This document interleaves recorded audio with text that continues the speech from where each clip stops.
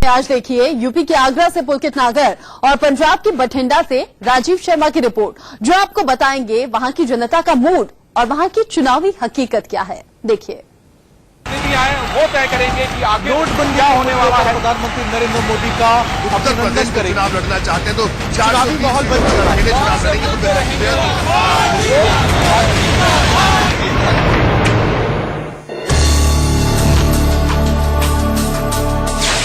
एक शहंशाह ने बनवा के हंसी ताजमहल सारी दुनिया को मोहब्बत की निशानी दी है। वोट यात्रा में अब हम उस शहर में हैं जो यूपी को दुनिया भर में अलग पहचान दिलाता है। बेमिसाल मोहब्बत की निशानी ताज, वाह ताज। गंगा जमनी तहजीब को समेटकर खड़ा ताज, मजबूत विरासत और इतिहास की यादों को सहेजे हुए ताज। इस सफेद संगमरमरी इमारत ने एक शहर को नहीं, एक सभ्यता को बनते देखा है।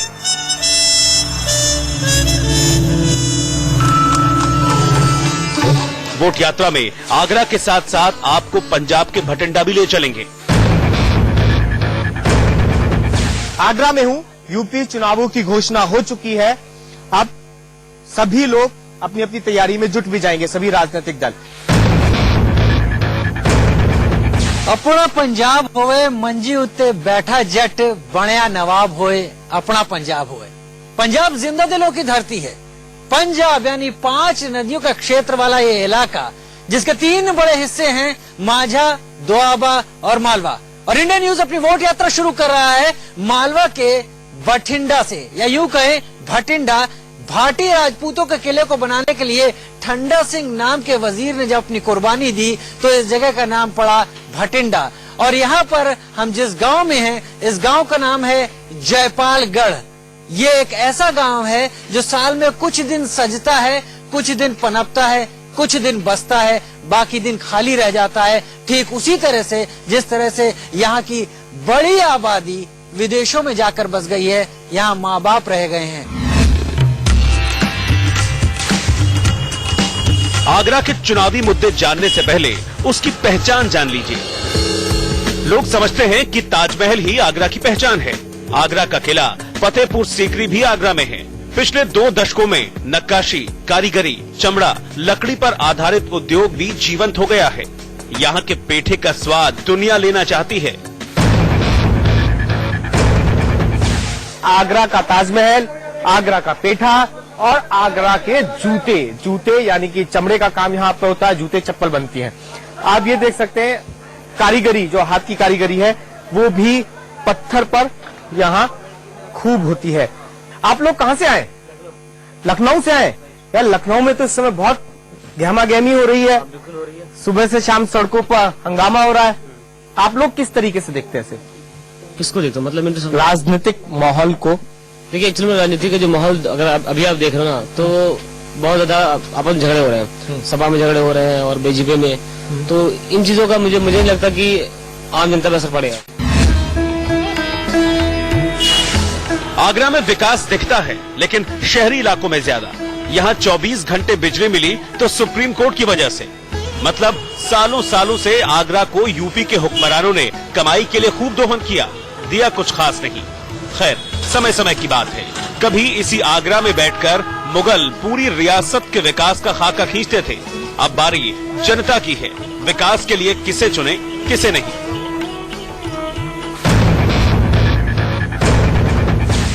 काजल पे हूँ। काजल इस घोड़ी का नाम है जिस पर हम लोग सवारी कर रहे हैं और यहाँ पे बड़ी फेमस भी है आगरा के अंदर। बड़ी बात यह है कि यहाँ पर ज्यादा आप देखेंगे ई रिक्शा, घोड़े टांगे, बैटरी रिक्शा का ही इस्तेमाल किया जाता है। वजह है पॉल्यूशन।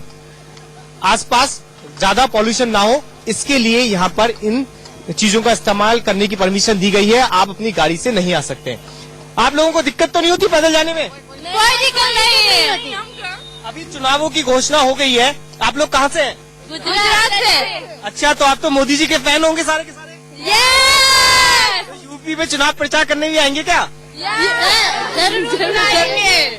क्या मुद्दा होगा यहाँ जो साफ सफाई नजर आने लगी, ये मुद्दा होगा आपका? ये या मुलायम कुछ- से अखिलेश यादव जी के राज में डालेंगे वोट, तो उन्हीं के। उन्होंने विकास ज्यादा कराया। उन्होंने विकास ज्यादा कराया और बहुत अच्छा काम कराया है यहाँ पे। आप लोग? सर अखिलेश यादव ने बहुत मेंटेनेंस कराया हमारे यूपी के अंदर और काफी काम कराया है और इस चीज को देखिए सफाई सुथराई, और आगे मैं जानता हूँ कि उनकी सरकार आने से आई थिंक और सुधार आएगा। आगरा का इतिहास जितना पुराना है उतना ही पुराना है यहाँ का पेठा। कहते हैं कि करीब 400 सालों से मोहब्बत की मिठास से सराबोर इस पेठे की बिल्कुल अलग पहचान है। पेठे के इस व्यवसाय में 8 से 10 लाख लोग जुड़े हैं। इस रंग बिरंगे पेठे की तरह यूपी में चुनावी माहौल भी रंगीन हो गया है। सभी राजनीतिक दल अपने अपने वोट बैंक को तलाशने में लगे हैं और हर जगह प्रचार आपको दिखेगा यूपी के अंदर। आपने तो बहुत राजनीतिक दल देख लिए, नेता आए चले गए, कुछ यूपी के लिए भी हुआ? अभी तक तो कुछ हुआ नहीं, कोई विकास नहीं हुआ ज्यादा। हम दोबारा एक बार फिर आगरा चलेंगे। फिलहाल आपको भटिंडा ले आए हैं। हम आपको एक साथ यूपी और पंजाब दोनों की सियासत से रूबरू करा रहे हैं।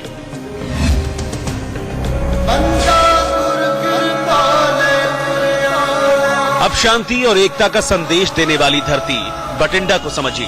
पंजाब के पुराने शहरों में एक सिखों की पवित्र धरती और आजादी की लड़ाई में किला मुबारक वाली पहचान रखने वाला भटिंडा। इसी किले में दिल्ली सल्तनत की पहली महिला शासक रजिया सुल्तान को कैद किया गया था। किला मुबारक या गोविंदगढ़ या बठिंडा का किला, ये बठिंडा की पहचान है और यहाँ पर हम खड़े हैं। इस किले के बारे में कुछ एक बातें आपको बता दें कि 6ठी शताब्दी में किला बना था।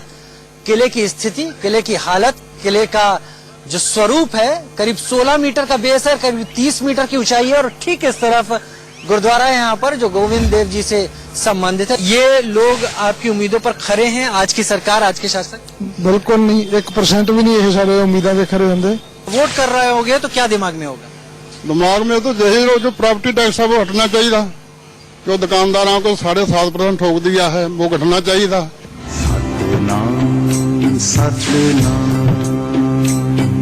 जिस तरह भटिंडा का नाम बदलकर बठिंडा कर दिया गया, ठीक उसी तरह बठिंडा की पहचान भी काफी हद तक नई हो गई है। हालांकि पुरानी चीजें गायब हो गई ऐसा भी नहीं है। नए पंजाब की सोच बठिंडा में दिखती है। एक तरफ थर्मल पावर प्लांट है तो दूसरी तरफ फर्टिलाइजर और ऑयल रिफाइनरी। हालांकि दिक्कत ये है कि बाद के दिनों में दर्जनों छोटी बड़ी कंपनियां तेजी से खुली, लेकिन उतनी ही तेजी से बंद भी हो जाती हैं। जब वोट कर रहे होंगे तो दिमाग में क्या हो? दिमाग में यही होगा जो पार्टी हमारे लिए फायदेमंद है, जो पार्टी आगे कुछ हमें आगे इम्प्रूवमेंट कर सकती है, सभी उन्हीं को वोट देंगे। जानो जानो ऐसी रीत, जानो जानो ऐसी रीत। बठिंडा की इसी धरती पर गुरुवाणी को संपूर्ण रूप दिया गया। सिखों के पवित्र 5 तख्तों में से एक श्री गुरुद्वारा दमदमा साहिब में गुरु गोविंद सिंह 9 महीने 9 दिन रहे थे। जानो ऐसी रीत जित में प्यारा विसरे, जानो ऐसी रीत, जानो ऐसी रीत। तख्त दमदमा साहिब बठिंडा आए और तख्त दमदमा साहिब के चरण छूने नहीं आए तो यहाँ आना पूरा नहीं माना जाता।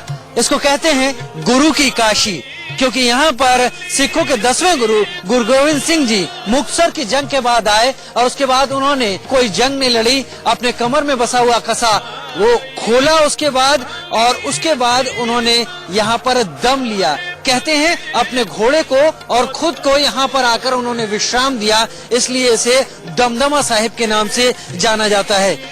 9वें गुरु गुरु तेग बहादुर भी यहीं से संबंधित हैं और उनसे जब लोगों ने यहाँ पर यह आग्रह किया था कि यहाँ पर वो ऊंचे टीले पे बैठे क्योंकि वो गुरु हैं, तो उन्होंने कहा था कि मेरे बाद आने वाला गुरु ही ऊंचे टीले पर बैठने का अधिकारी है और वो ही सिख धर्म को एक नई दिशा देगा। गुरु गोविंद सिंह ने दमदमा साहब पर आकर दम लिया और यहाँ पर ही गुरुवाणी को मूर्त रूप दिया गया।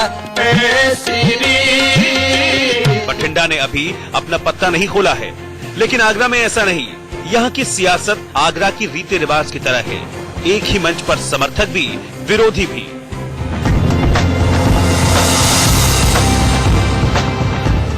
मुद्दा क्या है? चुनावी मुद्दा क्या अखिलेश यादव को ही हम लोग वोट करेंगे। तो खूब लड़ रहे हैं। वो लड़ रहे हैं क्या हुआ, लेकिन हम तो उनके चेहरे पे वोट करेंगे ना। उन्होंने काम करके दिखाया ताजमहल को। क्या क्या काम किया? सारा उन्हीं की तस्वीर दिखा दीजिए जरा पीछे की।